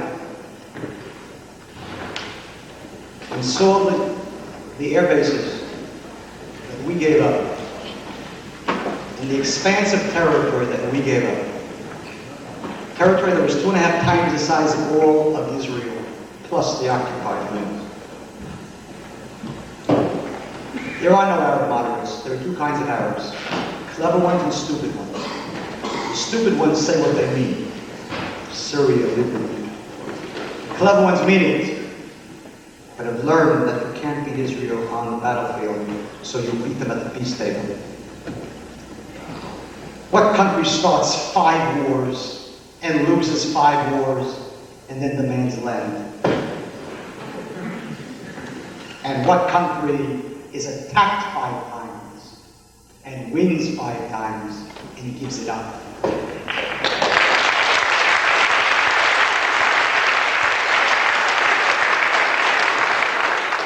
There's no war today between Israel and Egypt, that's true.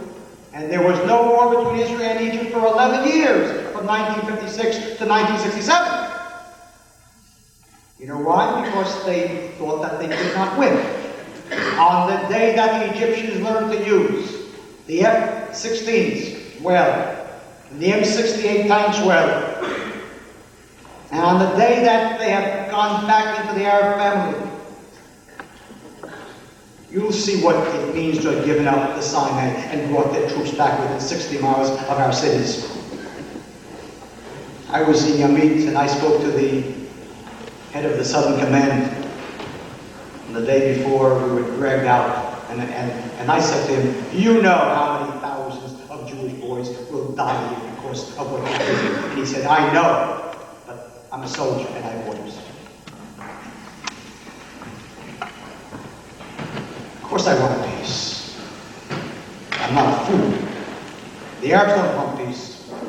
Why do we have such contempt for them? The question isn't the Sinai. The question isn't the West Bank.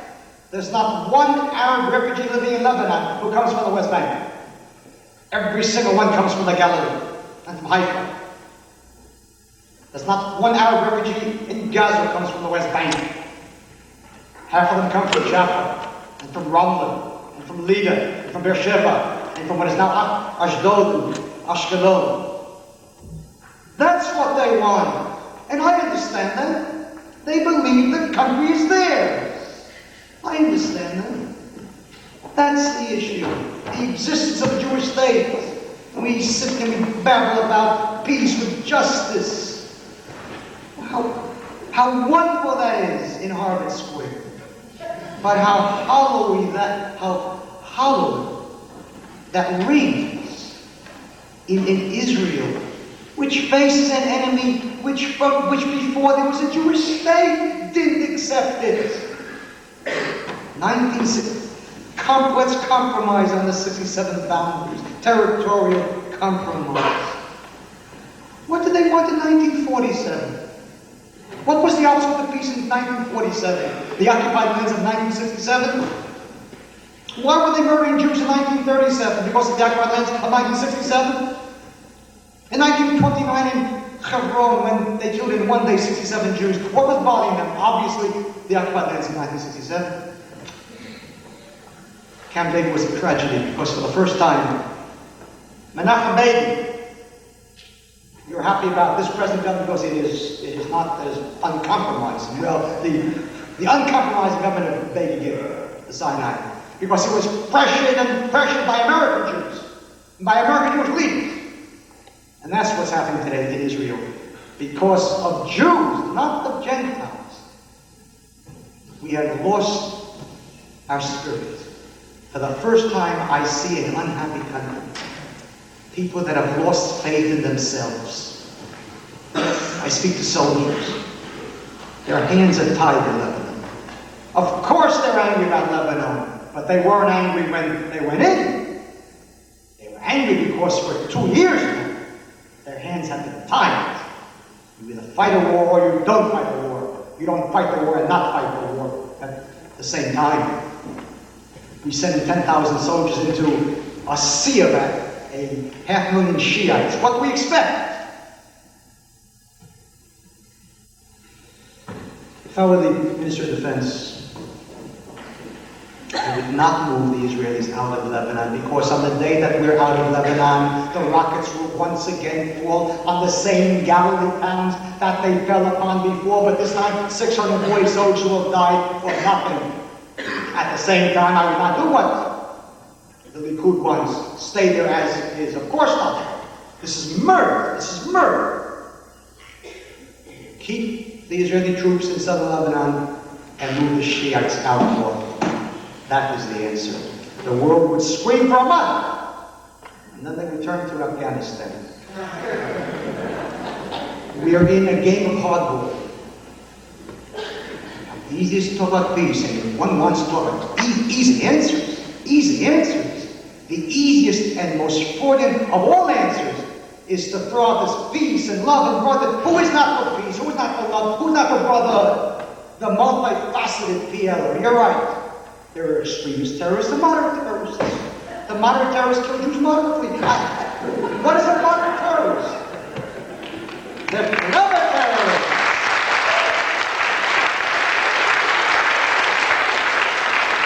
Yasser Arafat in the news media, and thanks in great measure, and of course it's unwitting, thanks to such talk here, is built up as a moderate.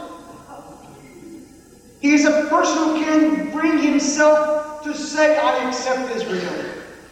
And so, like some pupilistic Talmudist, we read into what he said. Well, he really meant this. No, he didn't mean that. He wants to wipe out Israel.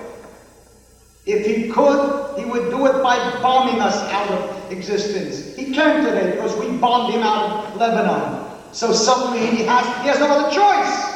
He has to become moderate. But the aim is the same. First move them back to the 67 borders. And then move them to the 1947 borders. And then move them into the city.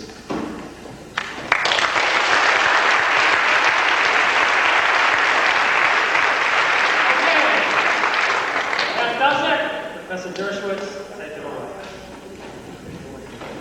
I just want to consider for a moment the implications of Rabbi Kahane's plan. As I understand it, it's first to move the Arabs out of Israel, then to move them out of southern Lebanon, which I guess would be very broadly defined as anything south of northern Beirut, then move them out of western Egypt, and then, I gather, move them eastern Egypt and then western Jordan. The implications are just frightening. The answer that Rabbi Kahane seems to believe in is simply depopulation of all the areas surrounding Israel. I mean, is he calling for the biblical state of Israel from the Tigris to the Euphrates River? Is he really asking for a depopulation of everything up through Iraq and Syria and Jordan? Obviously, that will simply not be permitted by the world community today. It will not be one day of news to be replaced by Ethiopia, especially because I think Rabbi Kahane would have the Israeli army into Ethiopia within a relatively short period of time. There is no security in the 21st century and in the end of the 20th century simply in additional miles. It is unrealistic in the extreme to think that Israeli security can be established by 1 more mile or 5 more miles or 10 more miles of depopulation. I agree with Rabbi Kahane that Yasser Arafat is no moderate. I agree with Rabbi Kahane that Yasser Arafat would bomb Israel out of existence if it had the choice to do so. But think of the implications of a world without a Yasser Arafat, with a George Habash taking over instead of a Yasser Arafat, a George Habash who has closer ties with the Soviet Union and radical terrorists all over the world. We have to deal with what we have. It is not a pleasant situation. I agree with Rabbi Kahane that this is a game of hardball. But when I played hardball, I used to use curves and sinkers and changes of pace, and not just try to get by with overpowering fastballs. Once you use overpowering fastballs, they learn how to hit off you very easily, and they learn to call your bluff. I don't want to see Israel every year in another war, moving back populations more and more and more. Inevitably, that will result in a much larger population of Arabs within Israel. The solutions have to be found elsewhere. They have to be found, again, in this word that Rabbi Kahane hates so much, this word compromise. Attempts to reach out and try to seek out the best in the worst. Try to arrive at situations that are palatable, if not wonderful. And I think that the Israeli leadership over the years has shown vision. And any time an Israeli leader has shown vision, even when it's a hero of Rabbi Kahane, like Menachem Begin, when the vision results in a return of territory which most Israeli military leaders said was certainly not giving up much in terms of security in light of the demilitarized status of the situation, in exchange for the prospect of peace. Rabbi Kahane is the first to criticize it. You have to take risks for peace. You have to take risks to try to see if we can achieve the imperfect peace that all of us would like to see ultimately become a perfect peace. But I am appalled at the prospect of continuing military involvement by Israel in continuing preventive wars headed by a General Sharon who knows of no distinctions of the kind that Rabbi Kahane rejects as well between attacking civilian populations and attacking military populations. Yes, Israel is criticized, but I think among those who are sensible and who think, Israel is praised for the care it has generally taken, with some exceptions, some tragic exceptions, in trying to behave in a relatively civilized way in protecting its borders. And when it comes to appraising Israelis' actions in the war, I think history will judge them not by the fact that they killed some civilians, which they did, and too many, but by the fact that they refrained from killing civilians, by the fact that they did exactly what Rabbi Kahane rebels against. They put Jewish soldiers at risk in order to prevent the savings of many, many innocent Arab civilians. That's the essence of civilization. I may be going beyond my expertise when I say I also think that's the best of the essence of Jewishness.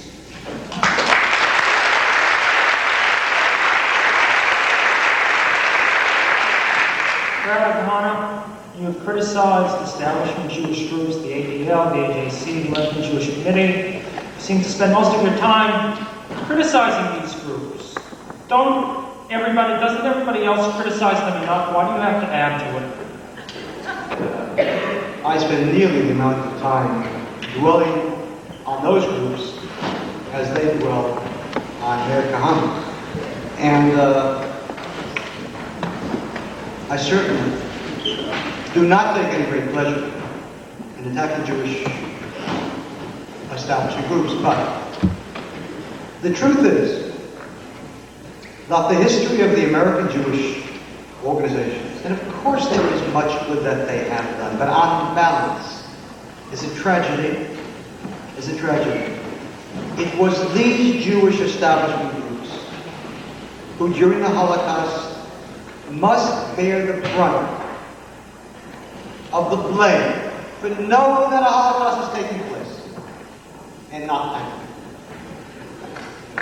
No one can tell me when I hear that a Leonard Fein or a Balfour Britain or a Rabbi Shin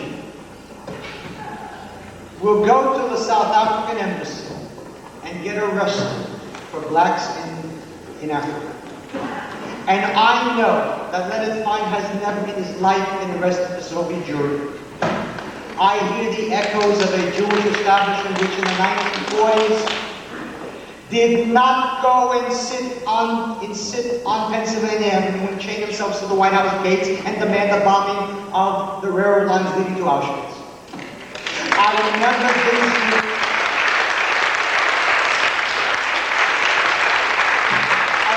these groups and these leaders and these rabbis who fought the battles for blacks and for Chicanos and for lettuce and for grapes and all of these issues. And how can I therefore refrain? In fact, the JDL came into being as a reaction against this, as a Jewish group which stated that for Jews, Jewish interests come first. Who will fight for Jewish interests?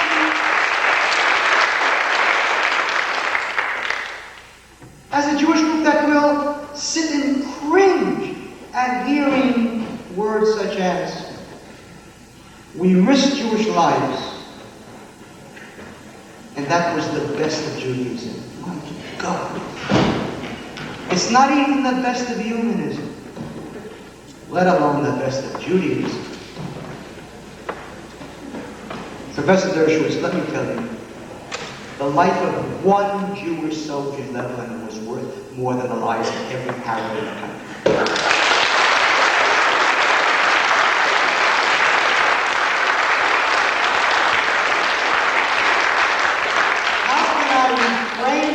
The Jewish establishment for what it has done, spiritual genocide to Jewish youth in this country. They were the creators of the melting pot, the 11th commandment, thou shalt melt.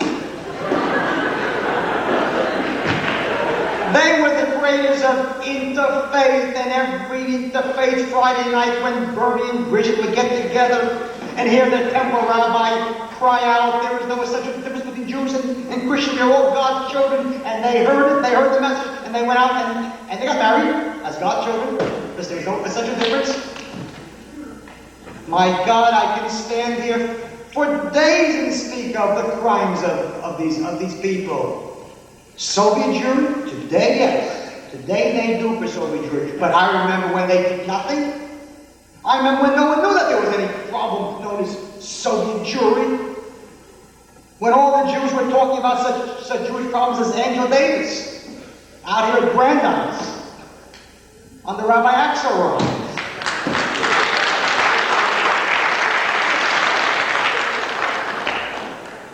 I remember when Jews knew not what Soviet Jewry. Jews were fighting for Vietnam and for Cuba. Well, I wish that I could work with them. I wish that there were the kinds of people who would understand that Jewish funds should go for Jewish causes. And Jewish causes don't include Jewish hospitals. I don't know what a Jewish hospital is. A hospital is a hospital, and all people get sick. Jews, Catholics, Protestants, thank God, atheists, everybody gets sick. We don't need a Jewish hospital. We should build hospitals the United way, but Jewish funds should go for Jewish day schools and yeshivas, and for Jewish youth, and for those things which we have no right to ask others to fund. I'm angry at the Jews, at the Jewish leadership of Boston for having turned their backs on the elderly and the poor Jews of Mattapan and Dorchester.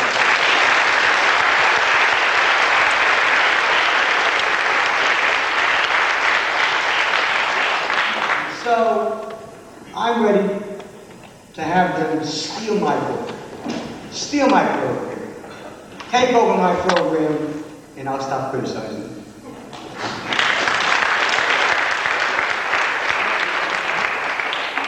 Proudly announce that the Anti-Defamation League of B'nai B'rith this Thursday night is conducting a Black Jewish Seder in the best traditions of that organization, in the best traditions of interfaith.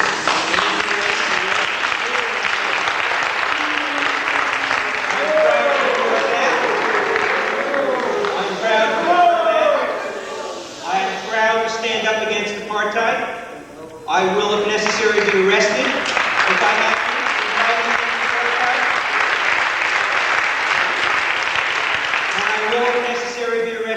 Struggling for Soviet Jewry and for Soviet dissidents. I call on my black brothers and sisters and my Arab brothers and sisters to join me in the fight for Soviet Jewry and to join me in the fight for Soviets and other Jews oppressed in all parts of the world. I ask all people of goodwill to join this Sunday, March 31st, 1985 at 3:30 p.m. when I will be speaking and many will be joining us on a rally and march for oppressed Jewry. I will hope that this will be seen not only as a Jewish issue, because Israel is not only a Jewish issue, and apartheid is not only a black issue. These are all human rights issues.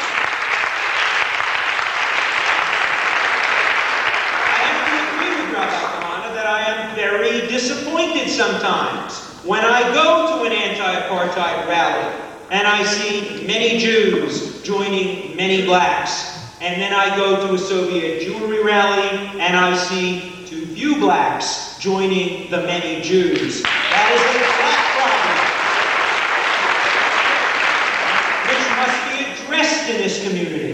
And we as Jews must insist on some degree of camaraderie and some degree of rapprochement and some degree of quid pro quo. We must insist, and we must not say we will not participate in apartheid demonstrations, because they are our demonstrations and nobody can take them away from us.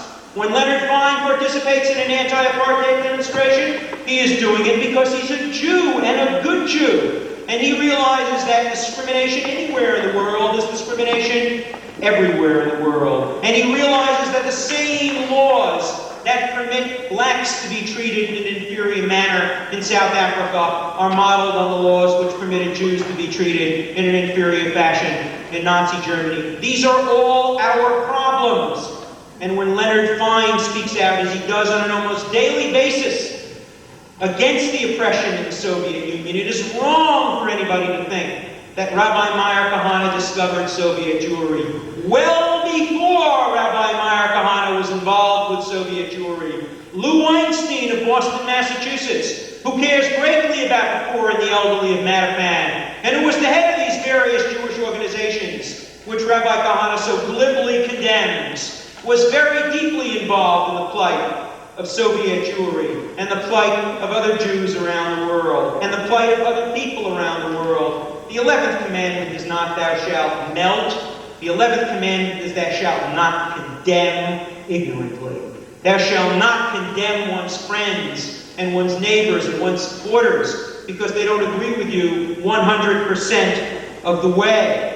Yes, we as Jews, many of us, were involved in the Vietnam War, but Rabbi Kahane, let us not forget that so were you.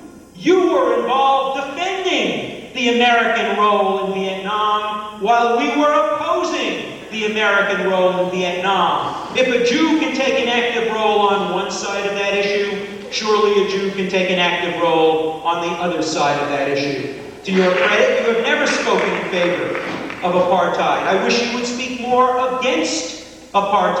I wish you would understand that these human rights struggles around the world are indivisible. We have not succeeded. I am very disappointed, and I'll say it very frankly, very disappointed in the way that some third world people whom we support on many issues fail to support us on our issues. But that will not drive us from our united struggle. Our united struggle is to bring about human rights throughout the world, and we will continue to fight for human rights. I can't speak for you, but I know I can speak for Rabbi Axelrod, and I know I can speak for Leonard Fine, and I know I can speak for Leonard Zakin of the ADL, and I know I can speak for people from the American Jewish Congress, the American Jewish Committee. These are not people that are ruining our young children. These are people that are showing our young children in colleges and universities around the country that Judaism speaks with many voices, that Judaism speaks to many needs, that Judaism speaks to many people.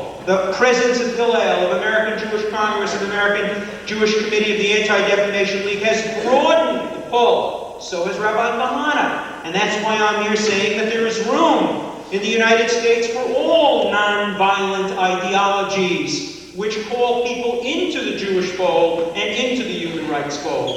And I say 2.5 cheers, because I'm never willing to give 3 cheers to any organization, but 2.5 cheers to the major Jewish organizations. They need improvement. I think too many of them take too seriously the Jewish philosophy espoused in Tevye's song on Fiddler on the Roof. You know, if he's rich, they think he really knows. That we dominate too much of our Jewish organizations by people with wealth and not by people with intelligence. I think there are changes that have to be made in the Jewish leadership.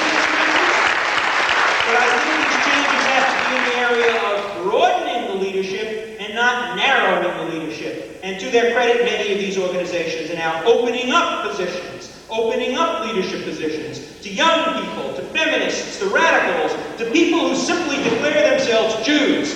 We do not take tests of people's Jewishness. If you say you're a Jew and you want to join in a Jewish human rights endeavor, as far as I'm concerned, welcome aboard.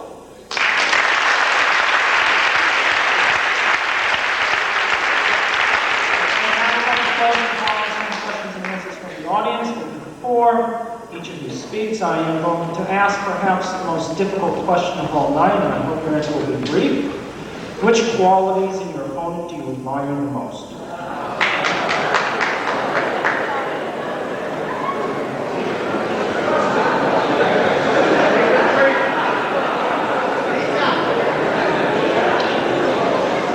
I think that certainly the one quality which comes to my mind is the persistency, consistency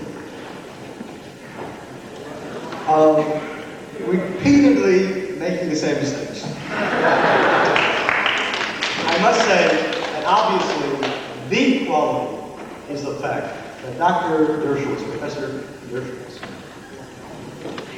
is willing to debate the issues. Unlike all the rest, He doesn't run from the issues. He comes, he debates them. I think that he's a consistent person in his advocacy of freedom of speech, and the right of all views, the right of all views to be heard. That is not true for other Jewish views. That is simply not true. I simply cannot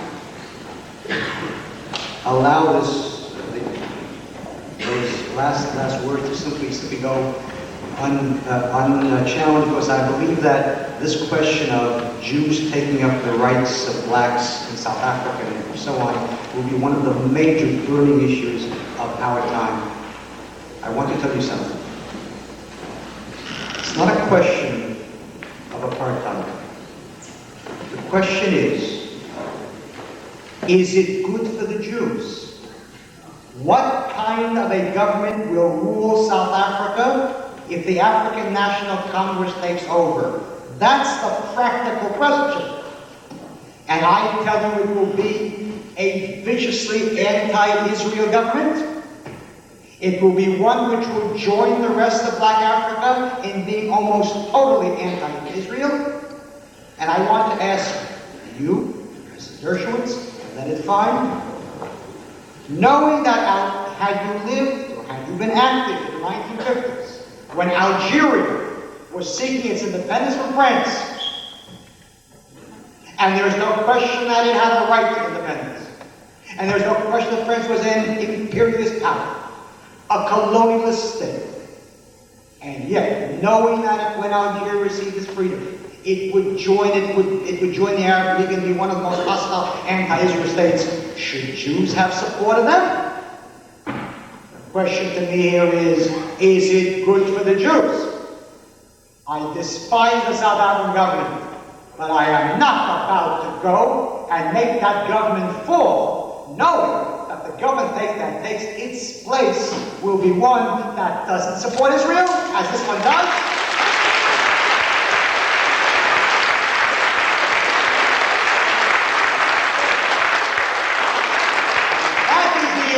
Not apartheid. It's a question of Havdalah, of how to make the distinction when to fight for an oppressed people and when not to fight. When that oppressed people will turn around and start to oppress you, you don't fight for it. I took a stand on Vietnam not because I gave a damn about Vietnam.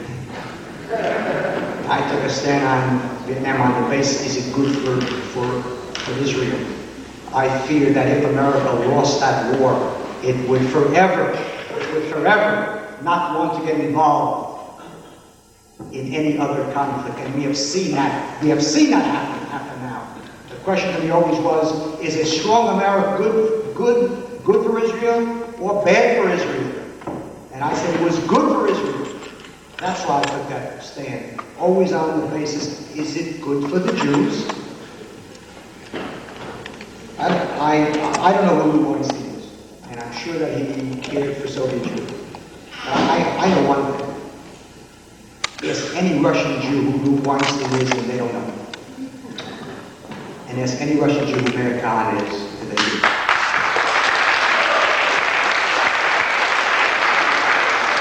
And I say that not, God forbid, out of arrogance. What I say is, of course Jews care about the Soviet Union. It's not enough to care about it.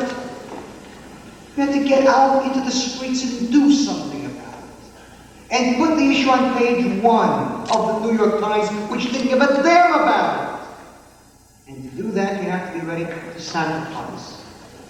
And I'm happy that Professor Dershowitz is prepared to go to jail for Russian Jews.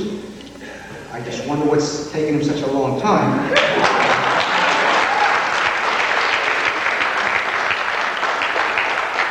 Anytime you would like to, I'm prepared to join you, chaining myself to any particular place that the Boston police will say no to, and we'll go to jail together.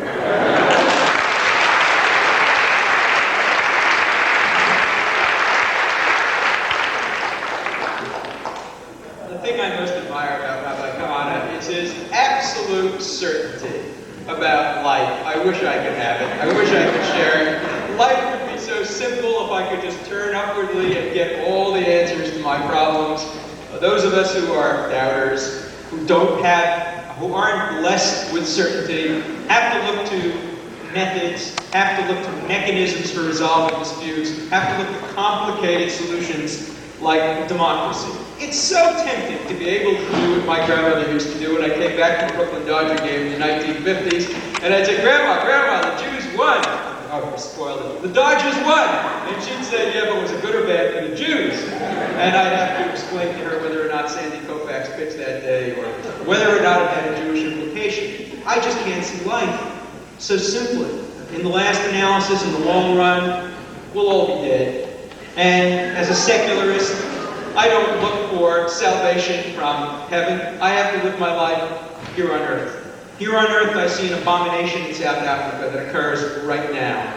The abomination was far worse than the colonialism that existed in Algeria in relation to France. By the way, life is so much more complicated. When Algeria was controlled by France, the Arabs had far more influence on French policy than the Arabs currently have on French policy. So the independence of Algeria obviously sent a mixed message in world affairs. The same thing is true in South Africa today. I don't want to debate the merits or demerits on issues of pragmatism. I just want to introduce certainly a doubting conclusion in the debate. It certainly might very well be in the best interest of Israel, and certainly some Israeli diplomats believe that, to be on the forefront of opposition to apartheid. In part because that might result eventually in a less radical South African government, which might be less opposed to Israel. I'm not suggesting for a moment that any black South African government will immediately make peace with Israel and become Israel's strongest supporters.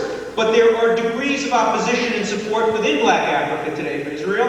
Israel has an entire diplomatic corps trying to bring about rapprochement with countries in South Africa, and the answer is not simplistic. There are some countries that are more pro-Israel, there are some countries that are more anti-Israel. It's a matter of degree. It's a matter of degree within South Africa as well. But I can't ask the question only in terms of is it good or Jew or bad for the Jews. Is it good or bad for the world? Is it good or bad for human rights? I have to ask the question that way. Maybe that doesn't make me a good enough Jew for Rabbi Kahane, but that's the way in which many Jews, I think, around the world will see that problem. I'm not anxious to go to jail for any cause. I'm not one who frivolously cheapens the currency of civil disobedience the way I think Rabbi Kahane has over the years. Rabbi Kahane going to jail no longer gets any attention because it's a frequent enough event. One finds it very hard to distinguish between those times when Rabbi Kahane goes to jail just on the basis of a whim and invites others to join him, and when he's really trying to make an important point. As I said, I am prepared to engage in civil disobedience when I think it's called for. And when it's called for, I will not shrink from doing that. I would like, however, to see if we can resolve some of these issues in more peaceable manners. I think civil disobedience is a last resort, not a first resort. And I would like us all again to join together and try in the best traditions of what I think is real Jewishness, to stand together against oppression all over the world, yes, to focus, yes, to ask the question, how will it impact on the Jewish community? How will it impact on Israel? I think that too much many Jews ask themselves how every other group in the world will do other than Jews. I think the Scylla and Charybdis of undue parochialism and undue universalism has to be avoided. Everybody has to make the decision for themselves.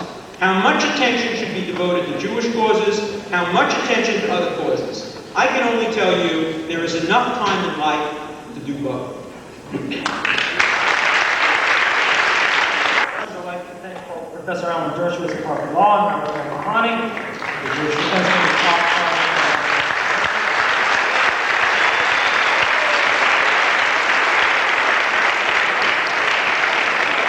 Okay, why don't we start with some questions? We're supposed to have a Michael.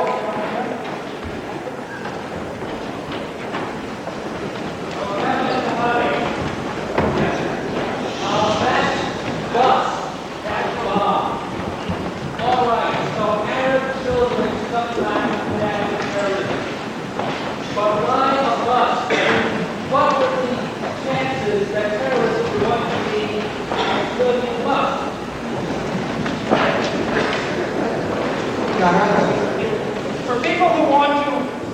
people who want to ask questions, there's a microphone here. And you can line up in front of the microphone and ask the question so everybody can hear. So please do that if you have a question. The point of attacking that Arab bus and the point of the Jewish terror, not only in our time, but in the 1930s and 40s, the counter-terror, was to implant terror in the hearts of a population which knows who the terrorists are, which hides the Arab terrorists, to teach them that as long as there is Arab terror, that you will suffer too, in the hope that they will spit them out.